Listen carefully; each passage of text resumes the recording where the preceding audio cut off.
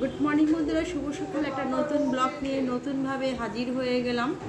তো যেটা না বললেই নয়, আজকে হচ্ছে ছুটি আছে, ছেলের কলেজ ছুটি আছে। কারণ আজকে কি যেন বিশ্ব কি দিবস? আজকে হচ্ছে ফার্স্ট মিলাদ উন নবী। ভালো করে বল। হচ্ছে মিলাদ উন নবী, সেকেন্ড হচ্ছে ওনাম। হ্যাঁ, দুটো তার জিনিস। তার জন্য তো সকালবেলা যেটা নিয়ে চলে এসেছি, প্রত্যেক দিনই বাড়ি থাকা জল খাবার রেডি করে ফেলি, তো সেটা রেডি করে ফেলেছি। আজকে যেটা করব ইচ্ছা আছে, যে নিয়ে এসছে বাজার থেকে একটা ফুলকপি নিয়ে এসছে। দেখি এটার একটা আলু ফুলকপির তরকারি করব। ফুলকপি মাঝে মাঝে ভালোই লাগে, চারিদিকে উৎসব আর উৎসব।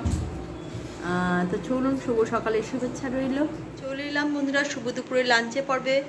আকাশ প্রচণ্ড মেঘ করে বৃষ্টি হলো, আবার বৃষ্টি হচ্ছে তো চলুন, শুভ দুপুরে লাঞ্চ নিয়ে চলে এলাম। গরম গরম ভাত, শাক চচ্চড়ি, উচ্ছে ভাজা, আলু ফুলকপির তরকারি আর হাঁসের ডিমের কারি। এই হয়েছে শুভ দুপুরের লাঞ্চ। তো চলুন, শুভ দুপুর ভালোবাসা রইল। তারপরে আবার বিকেলের পর্বে আসবো।